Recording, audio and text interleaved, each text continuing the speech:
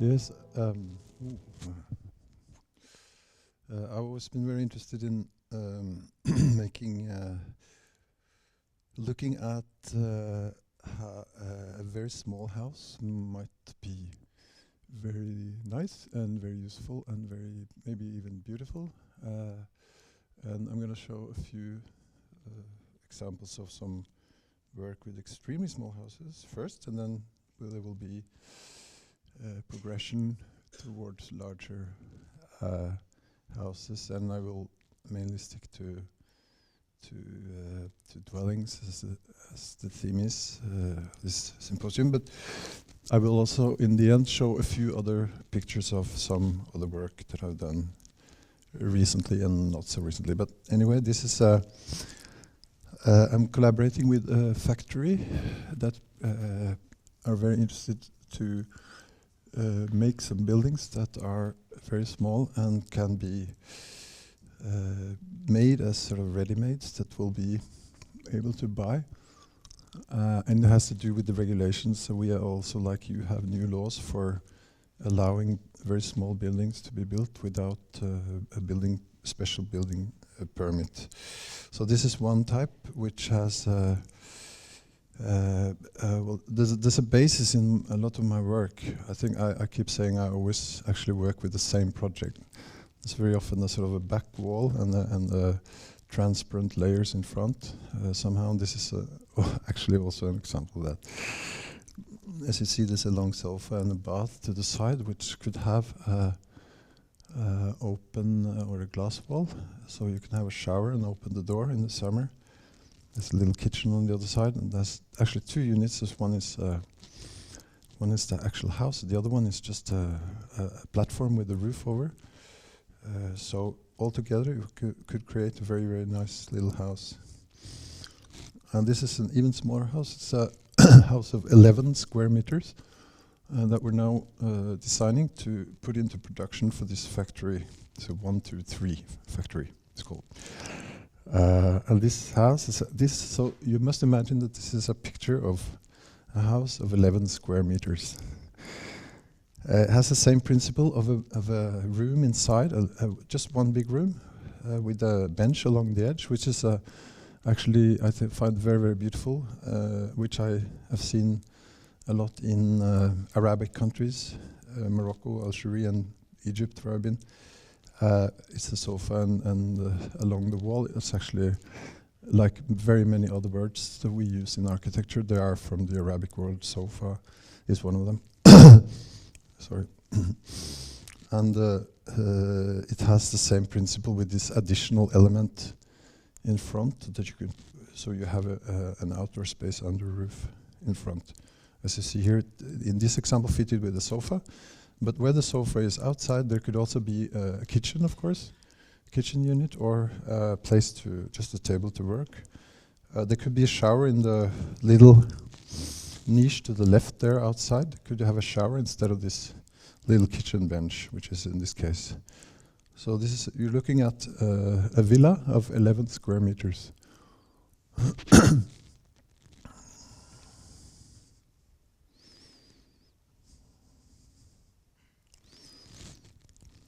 These are, you see, the two elements put together. And it can also work very well without the outer element, without the front element. So you only have a marquisa like this. And you could also, it can be actually used, of course, in many different ways. Could also be very nice to have along a football field, or a place to, a little shop or a home, of course. Is over the long sofa, you can fit in a long table in working height position. I mean, 70 centimeters above the floor, and have a long bench, so you have a beautiful studio. You could have an architect's studio with 2 persons working there. 11 square meters would be perfect. This is a summer house in Halland in Sweden, just very near, just straight west of Kungsbacka. It's a very small house. It's dimensioning factor is the width, or the length, I should say, of bed. So you can put a bed in the cross direction. It's actually 30 meters long, by 2. So it's 2 by 30 meters house. And there's a lot of rooms, and every room has, you walk on a platform, and every room, to get from one room to the next, you have to go outdoor. So, and at the end, there's this outdoor shower along the wall. So here you are walking along the platform. Here's one of the rooms you see is a sauna. So it's a lot of small rooms. I don't know if you see this anything, but I hope so. So it's a very long, very, very thin construction, like a stick. And the stick is a word I'm going to come back to in some different, when we get to large and X-large, we're going to talk about some sticks. So you have to note that word. It's something I find really interesting, is to make a very long, house, a long, narrow house. And detailing is super important, of course. So we look at some small projects, and this is just to remind you that the dwelling is a fantastic thing. And this is a drawing done by an 11-year-old boy of the house, the flat I live in. So it's actually my son. I think it's incredible that he could draw this plan with all this, the way he has interpreted all the elements of the inside the rooms in relation to the architectural spaces, which are also present in the drawing. So there will be a series of småhus or dwellings. This is one that I did, was actually just done as an ideas project, has the same principle again, a glass wall in front of it, this scaffold for climbing plants in front of the glass wall. And this, you can imagine a villa sitting on an edge. So this is a house that is, you enter from at the top, and you come into this double height room from the opening you see in the middle there. And so there's a lot of bedrooms at the top and bathroom in wood, and then this solid fundament is in concrete with the staircase, the huge fireplace that you can walk into and things like that. So it's a room that is perfect for a long dinner table, because it's a very, very long room. So I will talk about this. It's a villa of 49 square meters. It's called Villa 49. Is it possible to see the plan for you? Is it okay? Yeah. I think it's really in the debate of sustainability and many architectural aspects. I wanted to make a house and try to show that it's possible to do a house of 49 square meters that actually. And the programming was, the architectural programming of the project was really just to show how much and how large can you make a house of 49 square meters. The plan is based on just this angle with a long room. It's just one long room, but it's separated. To the left you see it's kind of a bathroom, and then there's this loggia sticking out to downwards, and there's a long platform along the house. The house has a huge core, a huge solid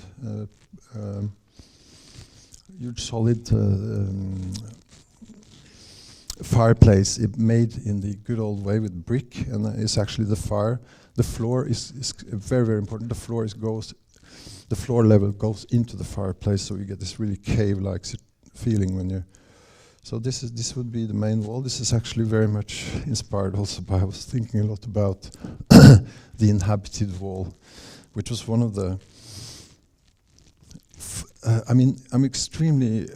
When I teach, I always train people a lot to try to formulate very precisely what they're looking for, and I call it architectural programming. And and this is something I learned as a student myself, for instance, from some of the statements of Louis Kahn. One is the inhabited wall, and I had this in mind when I did this house. Also here, as you see, this kind of wall that is really works with spaces. Like Christy said, it's a little bit like the feeling, there's no where is inside and where is outside in this house. And this is the author of the plan drawing that you saw recently. And the kitchen is just along the wall there, and you can open the whole kitchen. The glass wall along the kitchen can be open like this, so it's a fantastic feeling of being. Yeah, I mean, are you inside or are you outside? Of course, I'm showing these qualities of living also because I would like to put into the debate of the theme the qualities and the beauty of living and the dwelling in the countryside or in a nature setting like this is, of course, a very fantastic thing. But what happens when things get dense, and is it possible to bring some of these qualities into an urban situation, if that is a goal? This is looking from the kitchen to the loggia, and here you see the fireplace and the kind of really narrow, very very long room. Also inspired by some room in a monastery. I saw once the corridors, which is a word I really love, corridor. And I was in a monastery once in the valley east of Porto, renovated, or should I say transformed, by Eduardo Soto de Moura, and there's this fantastic corridors with these side-ordered spaces along them that are beautifully, makes this fantastic rhythmical walk and very beautiful. So this was also an inspiration for this house. There's a long open line, but this is side-ordered spaces. This is a house also it's called Fjord House. It's a house that is sitting in note an existing gap in the sort of landscape. There's a cliff wall at the back, and there was already this kind of formation is not actually done by the house. It's more sort of articulated through the architectural project. But it's a house that has the fantastic possibility of course, it's a wonderful site by the water and has this amazing situation there with this beautiful possibility of integrating into the landscape the project like this. So I came up with this idea of this the roof becoming part of the slope. I also had in mind the Sea Ranch project by MLWT. Linda, more Linden with Whittaker, Turnbull with. Well, yeah. So here you see the house sitting in the landscape with a cliff at the back, and of course it's an amazing possibility to make a house like this. It's an incredible situation, and you of course you have the amazing space of the fjord. And the idea was very much to frame the horizon in the building, so that it would work as in that way create what architecture really can do, which is so fantastic, is that you can frame a part of a landscape or a cityscape that would become suddenly you will see it in another way, maybe not a better way, but you will see it in another way than if the building was not there. So it's an incredible opportunity, I think, with a house like this. I hope you can see the next project. It's one of my favorites at the moment. It's very recent. I thought about the possibility, one aspect of the architectural design question that I'm very concerned about is the relationship between rationality and the building process and economy in the project. This, of course, as a result of being a practicing architect, I think it's really, really interesting to think, how can you make a house that is much, much cheaper than the ordinary villa or house or dwelling, and still make it a beautiful house, and still make it good. So this is came up with the idea of stacking Euro pallets for all the walls of the house. It's a sort of a as a single house in a landscape situation, just an idea project. But I'm really fascinated by the idea of, I mean, when you look at the plan, oh sorry, there comes this first. This is the idea of the house. Then it's like a U shape with the large room in the middle. That could be anything like a studio or working place or an architecture studio.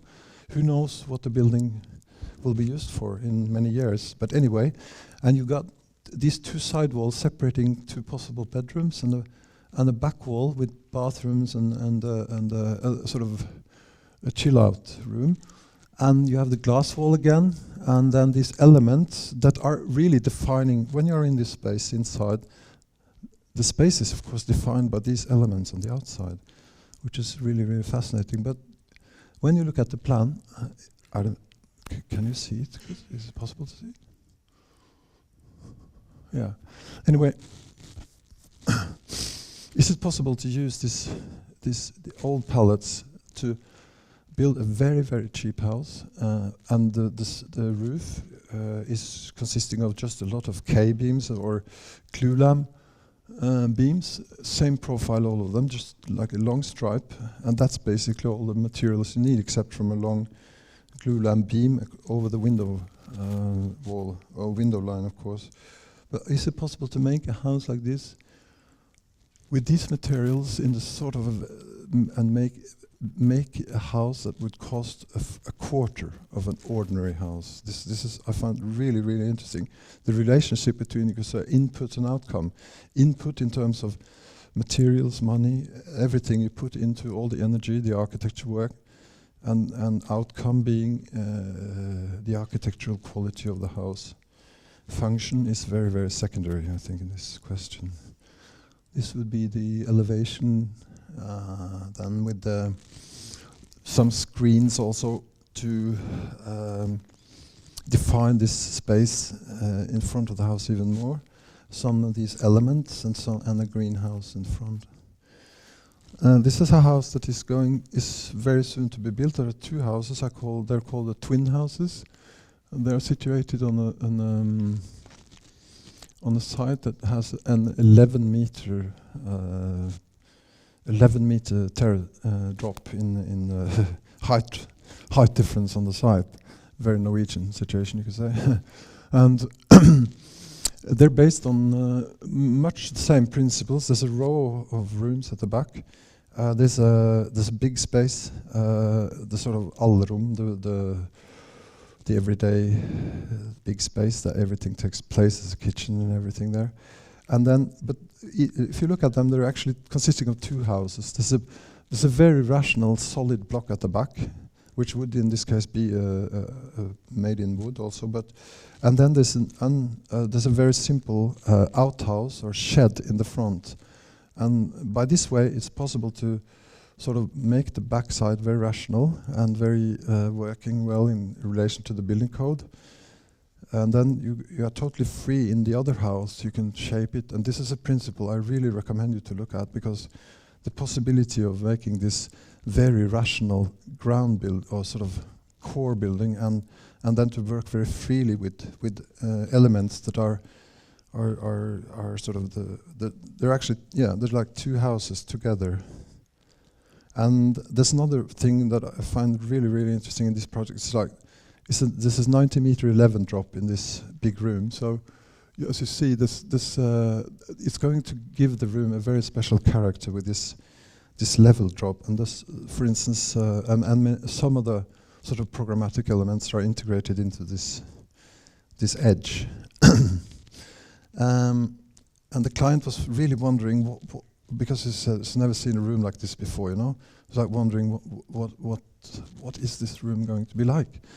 And so I made this drawing, and it made him calm down a bit. I thought he could really dream himself into being in this space. It's a bit like being in a cliff landscape, I think, with its different levels, the surface integrated, and not the window at the back, going down to the floor. So it's really important to get this kind of continuation and the framing of the landscape outside. Would make it very much, give it much the feeling of being in nature, or being in a cliff landscape, or in a cave, you could say. So we'll just very briefly look at the there's some sections, and I really hope you see the drawings anyway. Here you see very clearly the level drop of the in the big space, and the house in front that has this is a sort of a one house put next to another is sort of the principle. This is a cross section of you see the level drop in the big rooms, and these huge sliding doors. There would also be a transparent along the edge, instead of handrails and things. There would be this metal nets that is very much used in balconies now. There's a special German type, I don't remember the name, but it's really nice. And so there will be a sort of transparent zone going through the house that way. Yeah, it's the plan drawing of the bigger house of the two.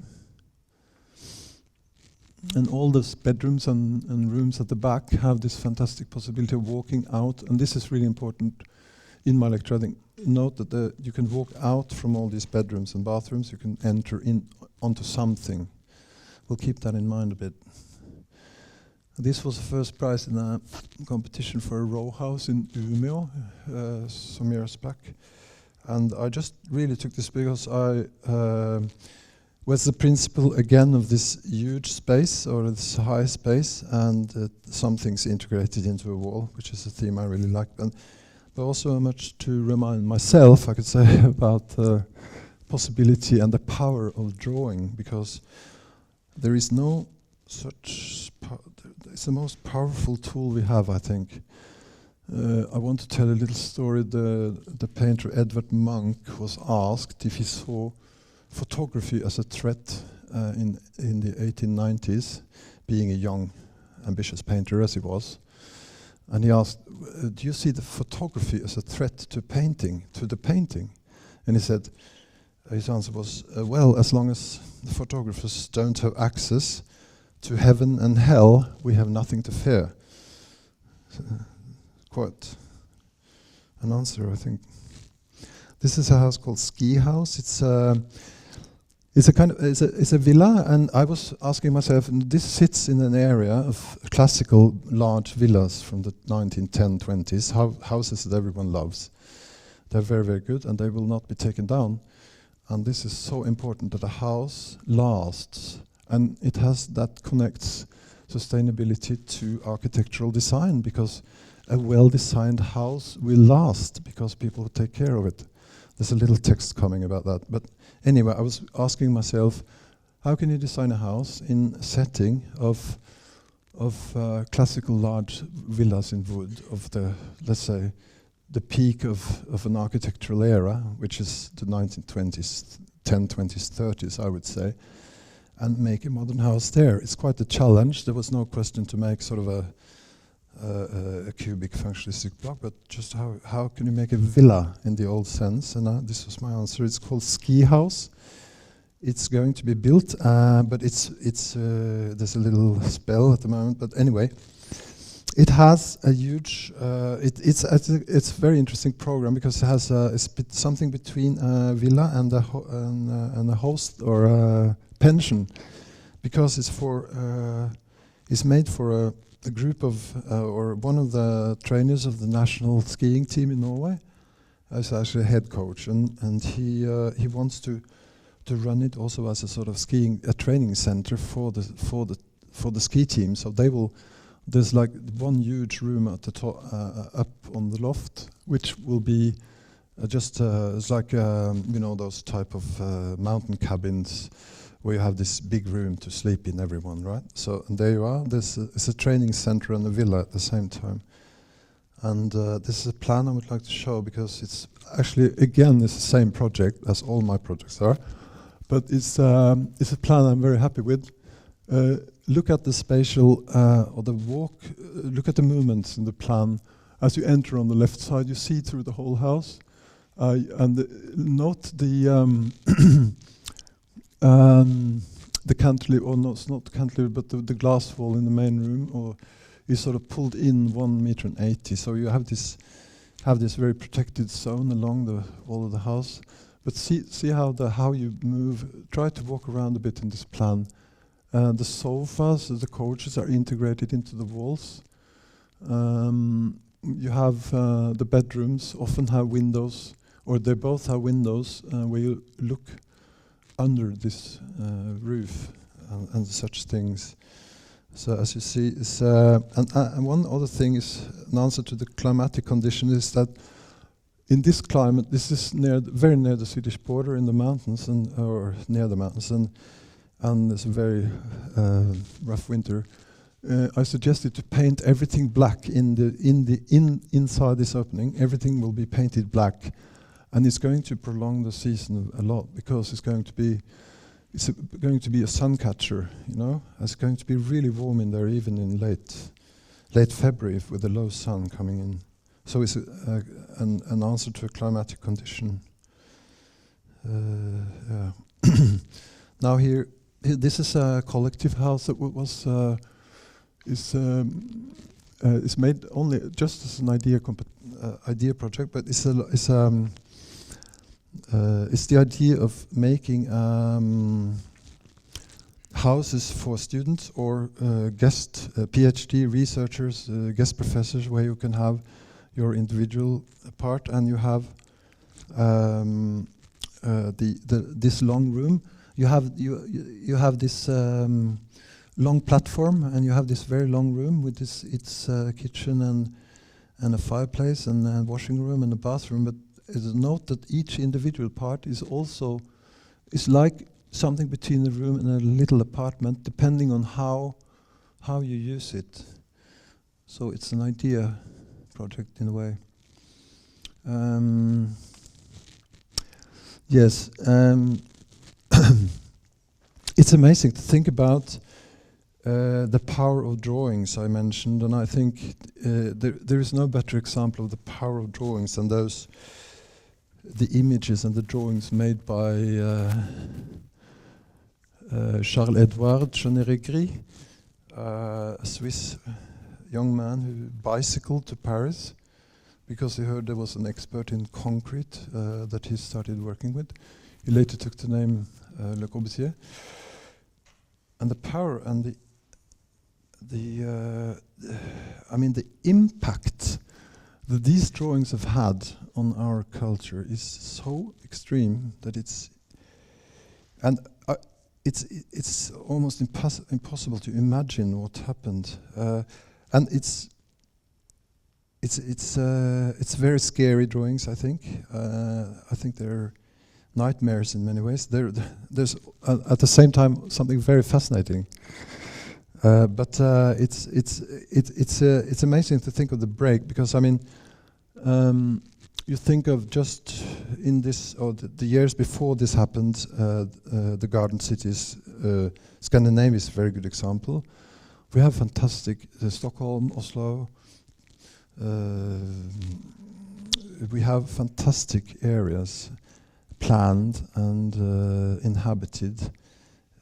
Garden cities under that sort of umbrella, and it's like the break and this idea that came up of how to stack people and how to organize our society is so extreme, and it's so little caring of, I think, of the happiness of the individual, because it's the problem, of course, of the great number. This is a beautiful interpretation of the same by an artist. It's done actually by Plastilina. It's a fantastic thing, fantastic work, I think. But it's really, it's a very little model like this.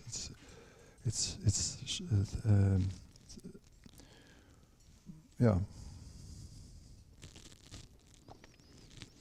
So we're getting. How can we? How is it possible to stack people or to make? If we say that we have little land and a lot of people, how can we? Is it possible to make some? To find a way to bring some of the qualities I've talked about into building, perhaps in height-wise or larger, denser, larger scale. And I think one of the it's just an expression that I'm really fascinated with. It's called the vertical garden city, and I'm not. I think it's very interesting. It's very difficult. Maybe it works. Maybe it depends a lot on the architect or the design. It depends, of course, on many things and political will and everything. But it's a theme that I've been trying to work with in some competitions and some projects, and I'm going to show 2 or 3 examples of that. This is actually a competition for a house in Katrineholm in Sweden. That was a year and a half ago. A large building on the central square, between the central square and the station. And this is illustration of the project, which has. So it has. You get into the project. It has. Double-side apartments in a long block with a central core with elevators. So that serves 4 apartments and is in the central part of the building. But every apartment has almost, or let's say 2/3 of the apartment is inside and 1/3 is outside. So this would be, this is an image that represents the idea, you could say. I don't know if you see this, but this is another way to illustrate the same. So you really have a very, very high public first ground floor, which is always a must. And then you have these 3 levels of very small, packed apartments, but they have this quality of being able to take a walk and sleep outside or live a lot of your life outside, because it has sliding doors and glass. And then it has a roof terrace. I'll get back to that. Now, I really, really hope you see this drawing.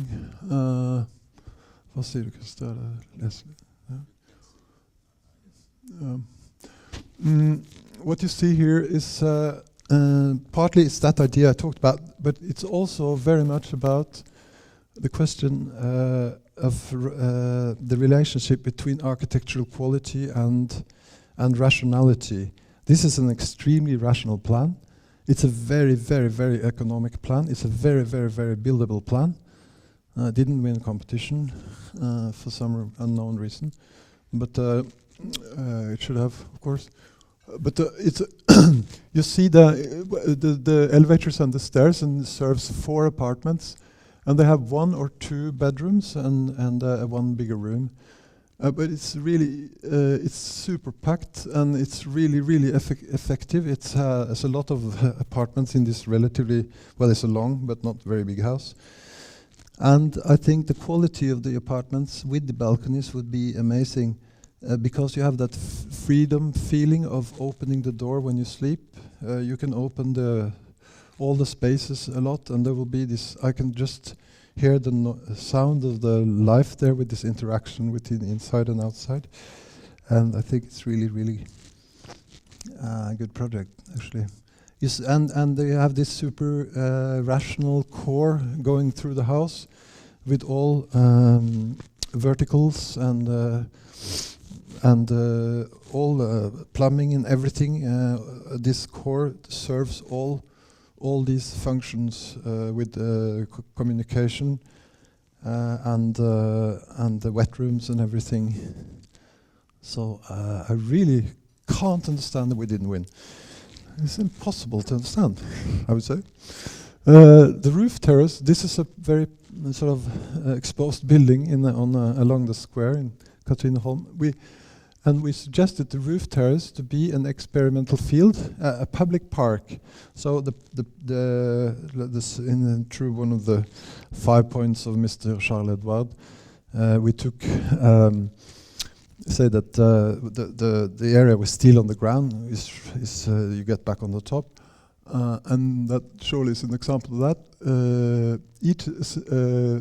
Each of these lots were given as a responsibility to a school class, or to one of the schools in the whole area, to have experimental fields on energy production of solar and wind energy, and plants and things. So it's a public park that you can enter by elevators, and you can walk around, and the school children their work could be exposed there, which would be really interesting for them, and very, very interesting for the public to see.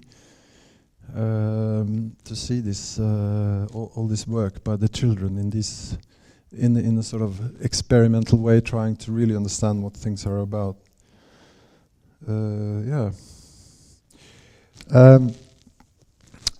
I talked about sticks, and this is a project called Stick City. It's really the idea is really based on a small unit that you will very soon see, which is 10 by 2 meters, and it's all really just simply a wooden frame or a scaffold that you put them into. And this is a type of building that I really believe in. I think it's very, very. It's an idea project here, but it's very. I'm very confident that this would be as a type of building that is really, really useful, I think, and it serves many situations that we don't build for today, which is one of the problem always, is that the fabric we build is always 10 to 20 years after how society is developing. I mean, how people live by themselves. More and more people live by themselves.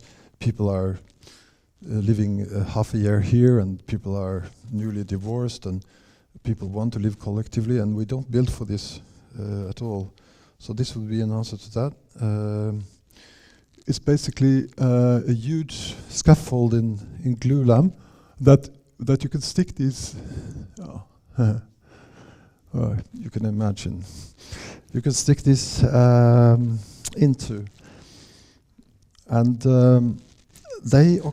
each stick occupies half of the site. So you get the other half would be a little atrium that is open to both sides, and the stick has to be really well designed. And I can just imagine, the life that it would have, the sound of the guitar and the social life and all this would be something very, very different, and I think it could serve in many, many different situations that we're not building for today. This is a sketch of the scaffold with the sticks put in on just by putting them on this side or this side, you can create very different situations. And this is a sketch of one of the sticks sitting here on the ground in another situation. Actually, the same stick would be able to be used as the same stick could also be put out into suburban carpets, and be used as this additional dwelling, 1 or 2 or 3 in a garden. But here is a plan of such a stick. I hope you see it. It's basically has a long sofa and a kitchen unit and a bath unit or a bathroom and a bedroom on the other side, and it's 2 by 10 meters. So it would be, I think, some place to be where you would find. It could offer very, very much in a very simple way.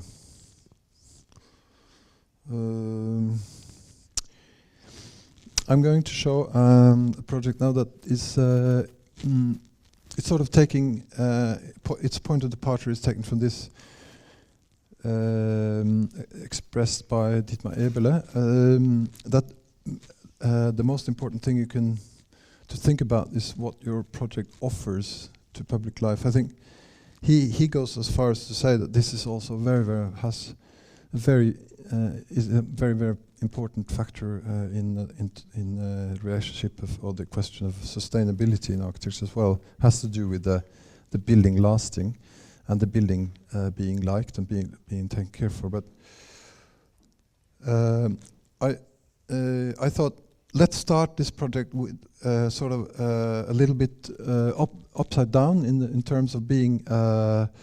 Let's start with the idea of a public life, and came up with the idea of this huge arcade that could organize a whole quarter. So the idea is really that in a very dense situation could make this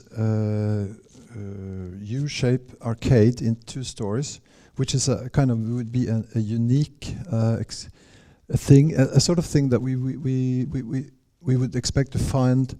It's a very classical thing, or let's say in the 20s, neoclassic, or 30s.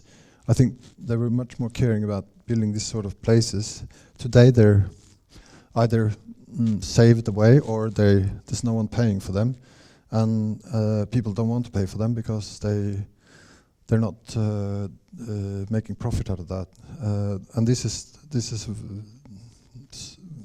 it's a very, very sad story.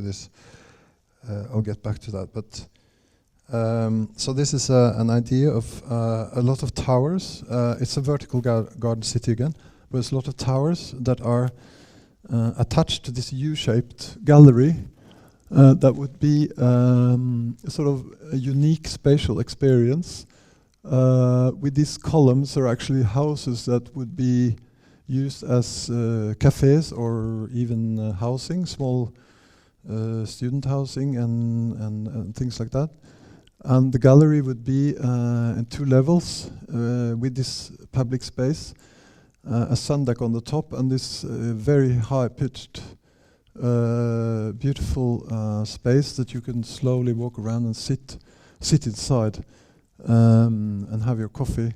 And then these towers would be sort of connecting to this U, would have a very, very high ground level, 8-10 meters high, though it could build mezzanines and things. And then the decks would be, and the idea is that this is these towers are all built in glulam wood, because if you put a glulam or a wooden beam on vertically, it has fantastic qualities in terms of it takes an extreme amount of pressure. It has that, and it has that it's very, very good in terms of fire resistance. And one architect I really recommend you. I'm not talking about his architectural design, but his how is developing wood in his project. I would like to mention this before I forget. It is Michael Green, MGA of Canada. Is something I really, really recommend you students to look at and study all his work, because he's really innovative in working in wood. He's now working with a project in Paris of 35 stories in wood, and it's exactly what it does. It puts glulam on vertically, so they can carry extreme weight, and they are very fire resistant. So this is the idea with this, but it's really it's a study for a vertical garden city where half of your apartment or your house is outside. And there's some studies. This is a section of the arcade where you see this U-shaped room also in section, with the columns being houses and the platform on the top that the towers would connect to. These are just studies for the towers and the vertical garden city idea. So this kind of it's a little bit of artistic research or architectural research project that I'm working with, also with some students work with this. And I would like to mention one name, Anders Olevarius Bjørneseth, who is sort of a co-author. He's still a student, but I would like to mention him as a co-author of this project. Also, that goes also for the Stick City project. And an apartment could look like this. This is a camping site indoor. This is a camping site, you could say. It's like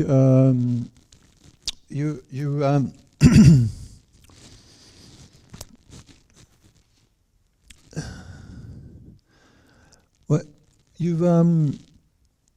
there's 9 persons in each living there, and this is I'm talking about living for a month or 5 or 6 or 7 or a year, but it's like a camping site. You have this. You have your own house, and that's where you live. You make it a sofa in the daytime. You work there, and you can close it if you want to be more private. On the balcony there, you see 2 people who have become really good friends. You can put them together, and you can find your own place. You can put it outside or inside. So we're trying to just really open our minds a bit and see, can we find different ways of living in more nomadic, short-time perspective and things like that. Even other elements could be like the kitchen unit, also just plug in things. That would give more like just a flat, and there's some installations that you can plug into, and you have various sort of. It's going to change all the time. That's really the idea, but a lot of it is outside. These are absolutely fantastic drawings of this idea to make a construction of. Where you don't have, you can make 10 sites on one, and this I really love this drawing. It's there's actually an airplane passing by. You can wave at the heroes of the new time, but it's a question that has been we've been dealing with for a while. There is an example, the most incredible. Thing I discovered. This is actually built in Göteborg by I think Friberger. An example of this is like a parking house with villas on. It's realized in I'm not sure when, but anyway, it's a project in that is was in Georgia was a Sovietic. State offices was turned into refugee camp area in the 90s, 2000s, and then now it's actually back to a super slick hotel. So when you look at the same building today, it looks like a 70s curtain wall house again. So it's really interesting. I think it's this thing about the function to make a good building or a structure or a framework that has these fundamental qualities. The use will change, but if it's well done, it will not be taken down. I'm going now to. I'm going to go. There will be a little bit of a little different thing now. I will show. A few pictures of some other work that I've been doing lately, and also a few pictures of this restaurant in Göteborg that he mentioned, because we took some wonderful pictures back in '98 when it was just opened, that are sort of unique, never seen before, so for your eyes only.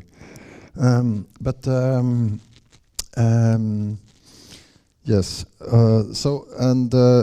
then I would say just 2 words after that, but there will be some pictures of some of my recent works, going to be 2 minutes.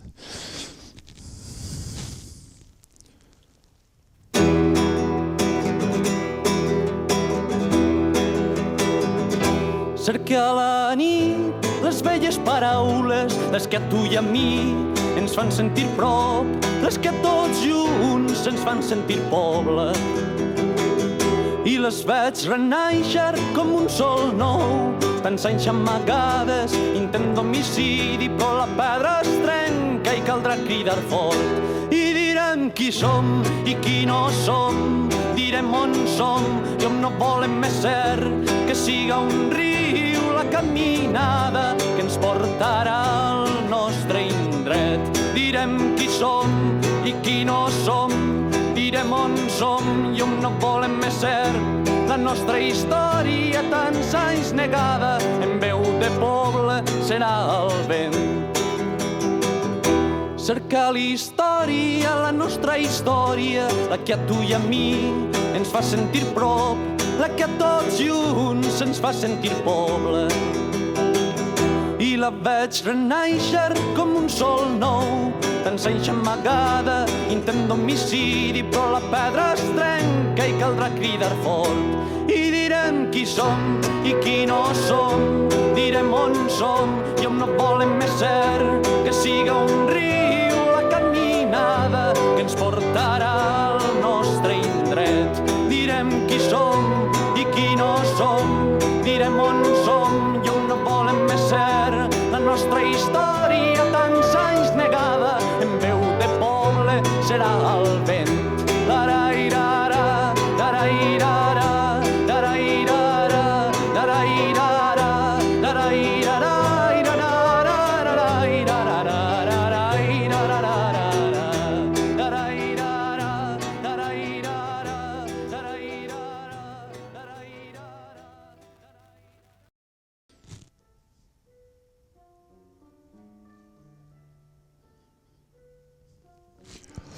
It's a clubhouse for a football club for children near south of Oslo by the fjord. And what we saw before was the waterfront project in Drammen, the south of Oslo, where we've done a new, totally new waterfront along the river, with connections to bridges and also the train station and platforms. There will be coming a new bus station also that we also did in Drammen. We being at this point Martin Forsby, my partner from the time I was in Studio Grön in Sweden, and Martin Forsby, a Danish-Swedish architect. He's also collaborating with me at the moment with some things, but he did work with the Drammen waterfront and the bus station, and also Restaurant Tregården that we will see very soon. Some unique pictures of that.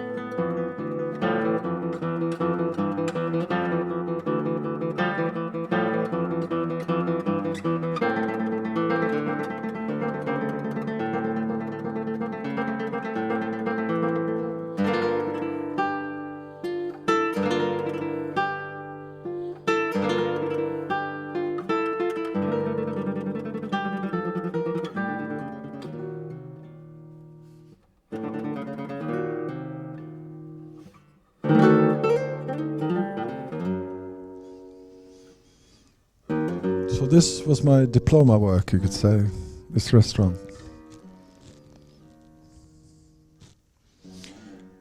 See the old forgotten lamb chops on the ground, and there's an umbrella and binoculars too. This is the morning after the party. I want to say that these sketches were part of the competition entry, and without these sketches we had not won the competition, Martin and me. That is absolutely certain, because they communicated the idea. This is really worth thinking about, because it's such a powerful tool.